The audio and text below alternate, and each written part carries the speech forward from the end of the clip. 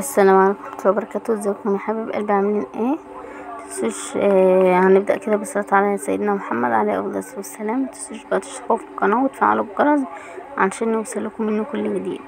انا النهاردة كده قلت اما اعمل معاكم أكلة النهاردة جميلة ولذيذة كده ولطيفة وكل الشعب المصري طبعا بيحبها، وأكلة مفيش حد ما بيحبهاش.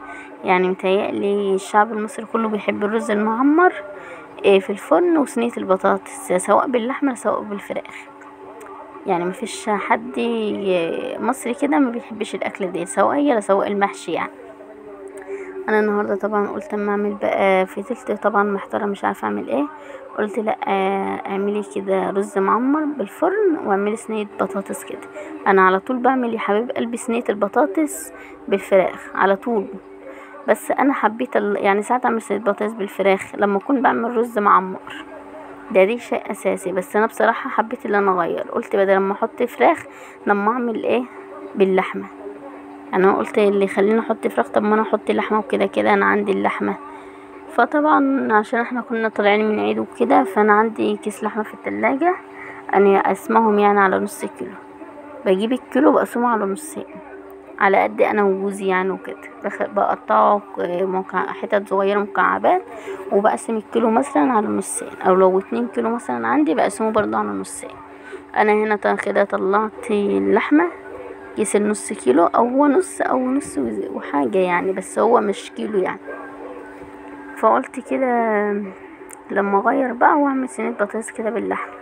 جبت صينيه كده حطيت فيها معلقه سمنه فلاحي، وقلت اما انزل كده بالتشويحه، يعني قلت احط اللحمه فيه تاخد تشويحه. انا حبيب قلبي مش بغسل اللحمه، لا، انا بس بشطفها بميه بسيطه علشان الزفاره، بس عشان ايدي وعلشان ايد الجزار اللي بيقطعها، علشان كده. بس انا مش بغسل اللحمه حبيب قلبي، ما تتغسلش مش زي الفراخ.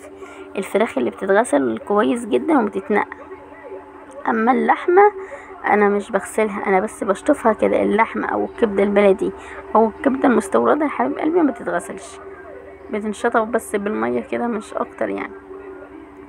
فطبعا جبت بقى زي ما قلت لكم معلقه زبده كده، واول ما الزبده لقيتها اللي هي سبتها على البوتاجاز، يعني اول ما بدات اللي هي خلاص كده ساحت، قمت حاطه على اللحمه على طول، حاطه اللحمه تتشوح كده تاخد لون حلو وتستوي منها فيه. انا قبل كده عملتها سلقتها، يعني انا قبل كده سلقت اللحمه وحطيتها، يعني بعد ما سلقتها وعملتها شوربه قمت واخداها وقمت حطها في صينيه البطاطس كده مع الطماطم ومع البصل ومع البطاطس، بتاخد يعني ايه بالطعم بتاع البصل والتشويحه وكلام من ده، وبتبقى اللحمه مستويه وكل حاجه. وبحطها في الفرن معاهم، بتاخد طعم من طعم البطاطس ومن طعم البصل ومن طعم طبعا البهارات اللي انا هحطها في البصل اللي في الطماطم يعني قصدي. بس انا المره دي ما حبيتش اعمل كده بصراحه، انا حبيت اللي انا اشوحها تاخد تشويحه كده، واول ما تستوي اقوم حطها في صينيه البطاطس على طول، تاخد بس لون بس مش اكتر، تاخد لون وتاخد من طعم البطاطس.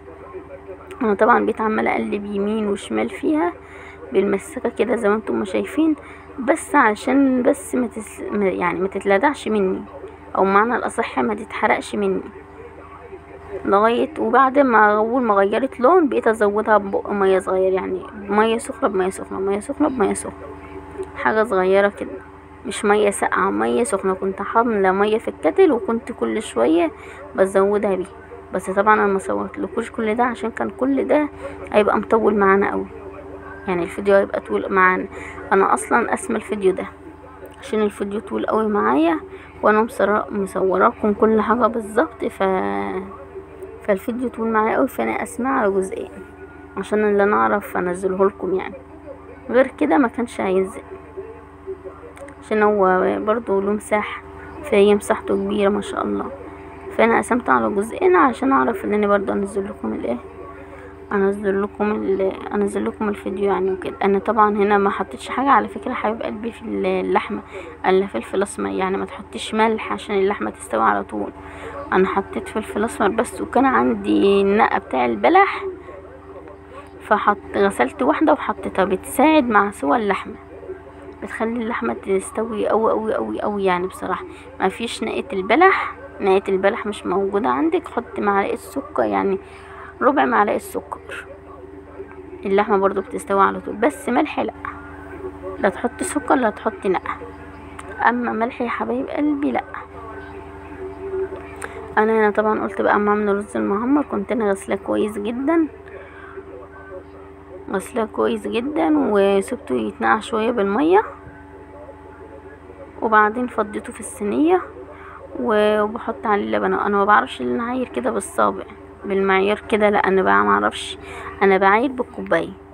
اي رز عندي سواء رز معمر سواء رز من العادي بعايره بالكوبايه. انا هنا طبعا كنت عامله كوبايتين رز، معايره كوبايتين رز، حطيت عليهم كوبايتين ونص ميه، ايه لبن، يعني كوبايتين رز عليهم كوبايتين ونص لبن، وكوبايه ميه، ونص كوبايه ميه، مش نص بقى، هو ازيد من نص اهو زي ما انتم شايفين بحاجه بسيطه.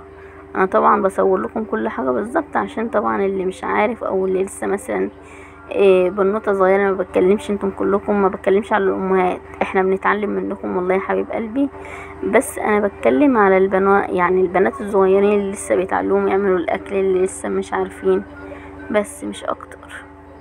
طبعا انا هنا حطيت اللبن اهو، يعني بالمعيار كده كوبايتين ونص لبن عليهم كوبايه الا ربع ميه بس. فعلى حسب نوع الرز اللي قدامي، في رز بيغيب، يعني في رز بيبقى عايز ميه كتير فبيزيد معاكي فبيبقى عايز ميه، وفي رز تاني ما بيزيدش معاكي وما بيبقاش عايز ميه، فخدي بالك انتي علشان على حسب نوع الرز اللي قدامك، عشان الرز يا حبيب قلبي ما يدققش معاكي، عشان ممكن لو كترتله الميه او كترتله اللبن هيدقق معاكي، فلازم تحطي المعيار بالظبط. انا طبعا كنت حطيت الملح وحطيت الزيت اهوت، زيت كريستال، الزيت ده نضيف بستعمله في الاكل يعني والطبخ وكده، غير الزيت بتاع القليه اللي هو بتاع التموين. وطبعا بقلب كده بالمعلقه علشان طبعا اللبن والميه اللي انا وكوبايه الميه اللي انا حطيتها والزيت والملح يدوب كده في الرز. انا بحب بصراحه الرز المعمر كده، يعني انا اما بعمل رز معمر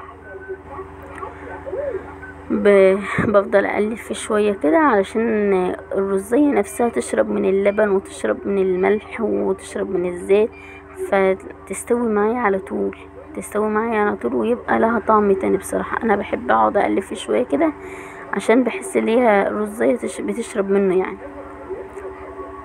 انا هنا طبعا كنت بدوق اللبن بشوف عايز ملح ولا مش عايز ولا كده مظبوط، لقيت عايز ملح تاني، فطبعا انا هحط له ملح تاني قدامكم، بس انتم بقى خدوا بالكم عشان المره التانية ديت الملح نزل، يعني المفروض احط حاجه بسيطه، لا انا زودت شويه فطلع حادق مني حاجه بسيطه، ومش حادق قوي بس يعني حاجه بسيطه، فانتم بقى خدوا بالكم يعني ايه. قلت برضه اما اعرفكم الملحوظه ديت عشان تبقوا انتم واخدين بالكم برضه. بفضل انا بقى اقلب يمين وشمال يمين وشمال كده لغايه ما ما الرز يشرب كده من اللبن زي ما قلت لكم، عشان لما يجي يستوي بقى يبقى جميل كده ويبقى طعمه شارب من اللبن والزيت وكده، يبقى طعمه جميل قوي. وفي الاخر بقى قرب ما نيجي احطه في قلب الفرن اقوم حاطه على القشطه، اي قشطه عندك بقى، قشطه اللبن تعينيها تكوني عيناها في الفريزر تحطيها، القشطه الفلاحي، قشطه من اللي هي بتبقى في الدكاكين ديت، علب القشطه اللي بتبقى في الدكاكين في السوبر ماركت يعني، او في فتح الله او في كده، اللي يعجبكم بصراحه. انا اللي ساعات بقى انا ما بجيبش قشطه من اللي هي العلب لا، انا ما بجيب قشطه بجيب قشطه فلاحي، فلا باكلها بتتغمس وبتتاكل، فلا بحطها، لا بحط قشطه اللبن نفسها، قشطه اللبن اللي بحطها انا ما بحبش قشطه اللبن المغلي، بحبه قبل ما يتغلي، اما بعد ما بيتغلي لا، فبقوم حطها في علب تلاجة صغننه كده، واقوم عينها في قلب الفريزر، اجي اعمل بقى رز معمر في اي وقت اقوم حطها فوق الوش. انا هنا حبيب قلبي كنت بوريكم ان اللحمه خلاص استوت خالص، انا قلت لكم ما حطيتش حاجه على اللحمه وما ضفتش اي حاجه ولا ملح ولا اي حاجه، هو بس اللي انا ضفت عليه ضفت بس الفلفل الاسمر، مش اكتر من كده، ربع معلقة فلفل اسمر او اقل كمان من الربع، عشان بس الزفرة. غير بس المية اللي انا بقيت احطها كل شوية، مية سخنة كنت عاملاها في الكتل، فبقيت احط فيها بس كل شوية، ما حطيتش حاجة غير كده يا حبيب قلبي.